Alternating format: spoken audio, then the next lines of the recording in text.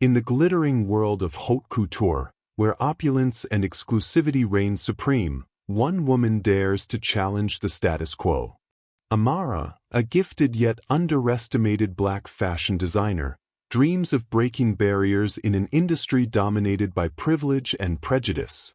When her bold, culturally inspired designs are dismissed as lacking sophistication, she embarks on a journey of defiance, determination, and dazzling creativity. Set against the breathtaking backdrop of Paris, this is a tale of resilience, scandal, and triumph where one gown has the power to rewrite the rules and turn an industry on its head. Join us as we unravel the story of Amara's rise, where elegance meets empowerment and no stereotype remains unchallenged.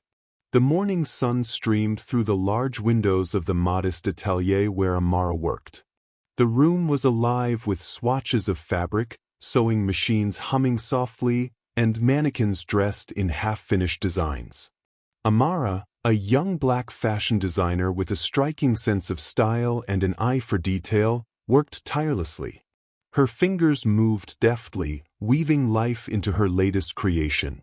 Her deep brown skin glowed in the morning light, and her almond-shaped eyes sparkled with determination.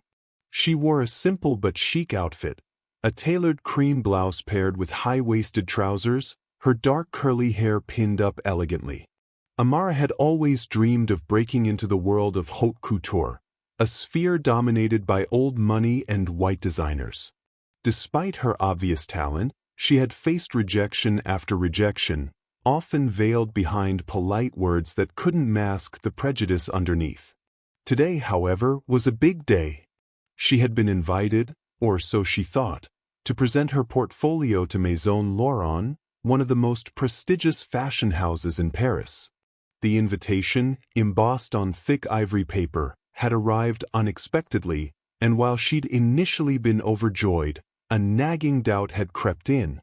The Maison Laurent headquarters was everything Amara imagined, a grand building in the heart of Paris, with an ornate iron gate and a cobblestone path leading to heavy oak doors.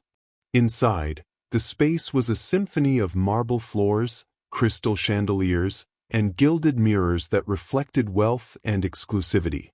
Amara clutched her portfolio, her palms slightly damp but her resolve unshaken. "You must be Amara," said Margot Laurent, the creative director and heiress to the Laurent empire. Margot was a tall, icy blonde with sharp cheekbones and an even sharper tongue. She scanned Amara with a glance that felt more like a dissection. "Yes, thank you for having me," Amara said, her voice steady but polite. Margot's lips curled into a thin smile. "Let's see what you've got." In the sunlit salon, Amara laid out her designs, bold yet elegant sketches of gowns that combined modern minimalism with intricate cultural patterns inspired by her African heritage. The colors were vibrant, the cuts innovative, and the craftsmanship meticulous. Margot's expression remained impassive as she flipped through the pages. "These interesting," she said finally, her tone dripping with condescension. "But I'm not sure they align with the sophistication of haute couture. Maison Laurent's clientele expects refinement, not experimentation." Amara's jaw tightened. She had anticipated resistance, but the outright dismissal stung. "Perhaps," Margot continued, "you'd be better suited for ready-to-wear. There's a market for quirky designs." The other designers in the room chuckled softly, their whispers like knives. Amara's face flushed, but she forced herself to remain composed. "Thank you for your feedback," she said evenly, gathering her portfolio.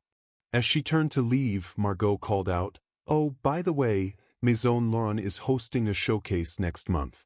You're welcome to attend as a guest. It might be educational." Back at her atelier, Amara's anger simmered into determination.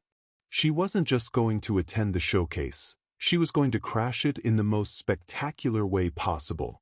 She decided to create a gown that would outshine every piece on the Maison Laurent runway, a design so breathtaking it would force the industry to take her seriously. For weeks, she worked tirelessly. The atelier became a whirlwind of fabric, beads, and sketches. She chose luxurious silk in a deep emerald green, a color that symbolized growth and resilience. The gown's silhouette was a daring blend of classic and avant-garde, with a fitted bodice that flared into a dramatic train adorned with hand-embroidered gold patterns inspired by traditional African motifs. Her best friend, Nina, a stylist with a sharp tongue and an even sharper sense of humor, stopped by to check on her progress. "Girl, if this dress doesn't shut them all up, nothing will," Nina said, her eyes wide with admiration. Amara grinned. "They won't know what hit them." The night of the Maison Laurent showcase arrived. The venue was a historic Parisian theater, its grand staircase flanked by paparazzi and fashion elites. Amara arrived fashionably late, wearing her own creation, a sleek black jumpsuit paired with a cape made of the same emerald silk as her gown. Inside, the atmosphere was electric. The runway was a glossy black path flanked by rows of white chairs filled with critics, buyers, and celebrities. Margot was in her element, schmoozing with the crowd and soaking up the admiration. Amara slipped backstage, her heart pounding. With Nina's help, she unveiled the gown and carefully dressed her model, a stunning black woman with natural hair styled into a towering crown. The model's confidence matched the gown's grandeur. When the show began, Amara waited until the final act to send her model onto the runway. As the Maison Laurent collection concluded, the lights dimmed, and a hush fell over the audience. Then, like a burst of sunlight, Amara's model stepped onto the runway. Gasps rippled through the crowd. The emerald gown seemed to glow under the lights, its intricate embroidery catching every shimmer. The model walked with regal poise, her every step commanding attention. Margot's smile froze as she realized this was not part of her collection. "What is this?" she hissed to her assistant. But the audience was already on their feet, applauding and cheering. Cameras flashed, capturing every angle of the gown. When the model reached the end of the runway, she paused, pivoting slowly to showcase the gown's full splendor. Amara stepped out then, walking confidently alongside her creation. The crowd's applause grew deafening. A prominent fashion critic approached Amara afterward. "This is revolutionary," he said, his tone reverent.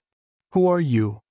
Margot, standing nearby, looked as though she'd swallowed a lemon. By the next morning, Amara's gown was all anyone in the fashion world could talk about.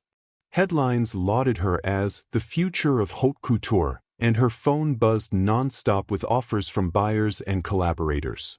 Maison Laurent's reputation took a hit, with critics calling out its exclusivity and narrow-mindedness. Amara, however, remained gracious.